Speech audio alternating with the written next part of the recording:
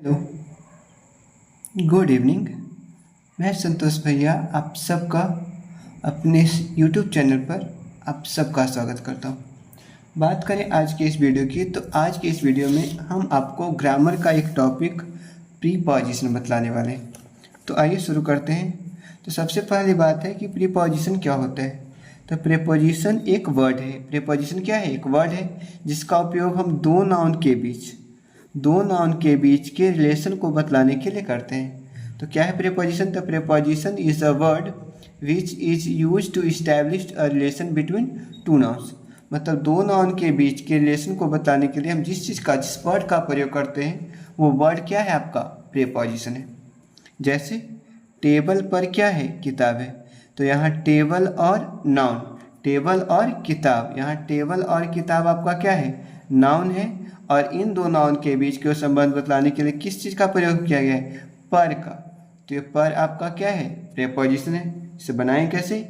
There is a book on the table. जो यहाँ पर ऑन है वो आपका क्या है? प्रीपोजिशन। इसके बाद अब हम आप आगे बढ़ते हैं। तो अब सबसे पहली बात है कि आखिरकार प्रीपोजिशन का पोजीशन क्या है, यानी कि प्रीपोजिशन कहाँ कहाँ यूज हो सकता है। प्रीपोजिशन के बाद क्या आता है, प्रीपोजिशन कहाँ आएगा, प्रीपोजिशन के बाद क्या लगता है क्या नहीं लगता है, उस चीज़ का प्रयोग करें।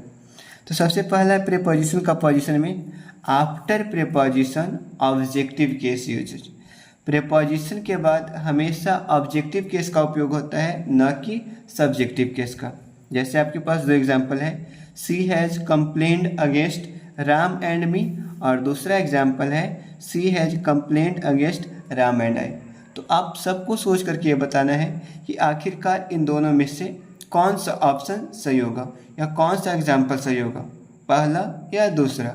तो मैं आपको बताता हूँ, इसमें पहला हमारा क्या है? सही है, क्योंकि अगेंस्ट एक प्रीपोजिशन है और प्रीपोजिशन के बाद ऑब्जेक्टिव केस का, राम का ऑब्जेक्टिव केस क्या होता है? राम ही होगा, और आई का मी होता है, जबकि यहाँ पर आई अब सब्जेक्टिव केस है, न कि ऑब्जेक्टिव केस। तो दूसरा हमारा क्या होगा? गलत होगा। अब हम बढ़ते हैं अपने अगले। दूसरा है कि आफ्टर प्रीपोजिशन जेरंड यानी कि V4 इज यूज। मतलब हमारा दूसरा नियम है कि हमेशा प्रीपोजिशन के बाद हमेशा V4 का प्रयोग होगा। जैसे आपके पास एग्जांपल है, आई एब्सटेन फ्रॉम स्मोकिंग, ये आपका फोर्थ रूप है। दूसरा ऑन रीचिंग, ऑन यहाँ पर प्रीपोजिशन है और इसके बाद V4 का प्रयोग किया गया है। On reaching home he wrote me a letter. मतलब सीधा साधा बात क्या है, इन दोनों अगर रूल को पढ़ने के बाद अगर मैं आपको बताऊं तो मैं आपको ये बता सकता हूं कि प्रीपोजिशन के बाद V1, V2, V3 और V5 का प्रयोग नहीं होगा। प्रयोग क्या होगा? V4 का प्रयोग होगा। और प्रीपोजिशन के बाद हमेशा कौन सा केस का उपयोग होगा? ऑब्जेक्टिव केस, और हमेशा सब्जेक्टिव केस यानी कि सब्जेक्टिव केस का यूज नहीं होगा। अब हम बढ़ते हैं अपने तीसरे रूल की तरफ। अब तीसरा रूल है कि प्रीपोजिशन कहीं भी आ सकता है, चाहे तो सेंटेंस की शुरुआत में वो आ सकता है, बीच में आ सकता है और लास्ट में। मतलब तीसरा रूल हमारा क्या कहता है कि प्रीपोजिशन कहीं भी आ सकता है, सेंटेंस के शुरुआत में, सेंटेंस के बीच में और सेंटेंस के लास्ट में। जैसे आप यहाँ पे एग्जांपल देख सकते हैं, ऑन रीचिंग, ऑन यहाँ पर शुरू में है, ऑन प्रीपोजिशन है, और reaching home he wrote me a letter. दूसरा ही सेट ऑन, ये बीच में है आपका प्रीपोजिशन है। और तीसरा what are you looking at, और प्रीपोजिशन का आप प्रयोग लास्ट में भी कर सकते हैं। मतलब सीधा साधा ये बात है कि प्रीपोजिशन कहीं भी आ सकता है, सेंटेंस के शुरुआत में, बीच में और अंत में, कहीं भी आ सकता है। अब चौथा रूल क्या कहता है? चौथा रूल कहता है कि ट्रांजिटिव वर्ब, ऐसा ट्रांजिटिव वर्ब के बाद प्रीपोजिशन यानी कि प्रीपोजिशन का ट्रांजिटिव वर्ब के बाद प्रीपोजिशन का उपयोग नहीं होता है। ट्रांजिटिव वर्ब प्रीपोजिशन नहीं देता है, जबकि इनट्रांजिटिव वर्ब प्रीपोजिशन लेता है। ये इसका पांचवा रूल है। जिसमें ही लव्स यू, मतलब यहाँ पर लव्स क्या है? ट्रांजिटिव वर्ब है, इसलिए ट्रांजिटिव वर्ब के बाद प्रीपोजिशन का उपयोग नहीं हुआ। और ही बेंट इंट्रांजिटिव वर्ब है, इसलिए यहाँ पर टू प्रीपोजिशन का उपयोग किया गया है। अब हम आगे बढ़ते हैं और अब हम आगे क्या बढ़ते हैं, basic usage of preposition. Preposition का बेसिक यूज क्या है। तो सबसे पहले हम पढ़ेंगे ऑन, अबव और ओवर का उपयोग। इन तीनों का हिंदी होता है पर या ऊपर। तो सबसे पहला है ऑन का उपयोग। तो जब कोई वस्तु किसी वस्तु के ऊपर हो, जब कोई वस्तु किसी वस्तु के ऊपर हो और सटा हुआ हो तो कोची का प्रयोग होगा, ऑन का। कोची का प्रयोग होगा, जॉन का। मतलब टेबल जैसे में यहाँ पर आप चित्र से देख सकते हैं, ये कोई वस्तु है और उसके ऊपर अगर कोई वस्तु रखा हुआ है, सटा हुआ है, तो कोची का प्रयोग होगा, ऑन का। अब दूसरा, जब कोई वस्तु किसी वस्तु के ऊपर हो, जब कोई वस्तु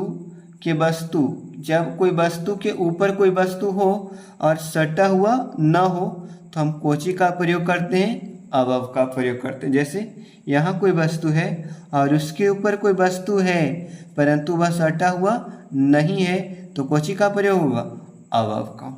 और हमारा तीसरा है ओवर। तो जब कोई वस्तु के ऊपर कोई वस्तु हो और उस वस्तु को कम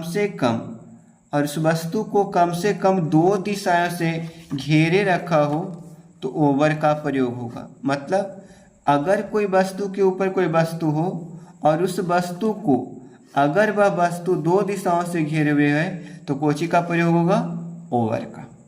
तो मतलब अभी हमने कितने बेसिक यूजेज ऑफ प्रीपोजिशन में हम 3 वर्ड को सीखे हैं, जिसमें पहला हमारा वर्ड है ऑन, दूसरा है अबव, तीसरा क्या है, ओवर। और इन तीनों का हिंदी क्या होता है, पर या ऊपर। ऑन का प्रयोग करेंगे तो कब करेंगे, तो जब कोई वस्तु के ऊपर कोई वस्तु हो और सटा हुआ हो तो कोची का प्रयोग होगा, ऑन का। जब कोई वस्तु के ऊपर कोई वस्तु हो परंतु सटा हुआ ना हो तो कोची का प्रयोग होगा, अबव का। और तीसरा, जब कोई वस्तु के ऊपर कोई वस्तु हो और कम से कम दो दिशाओं से घेरे हुए हो उस वस्तु को तो हम कोची का प्रयोग करेंगे, ओवर का। आइए अब हम इसके एग्जाम्पल को पढ़ते हैं। तो हमारा पहला एग्जाम्पल है, देयर इज अ कैप। क्या होगा, ऑन होगा, अबव होगा या ओवर होगा। तो कैप हमारे सर पर रहता है और सटा हुआ होता है तो कोची का प्रयोग होगा, ऑन का। कोची का प्रयोग होगा, ऑन का। देयर इज अ बुक, क्या लगेगा, ऑन द टेबल। तीसरा है, the coolie was carrying a bag.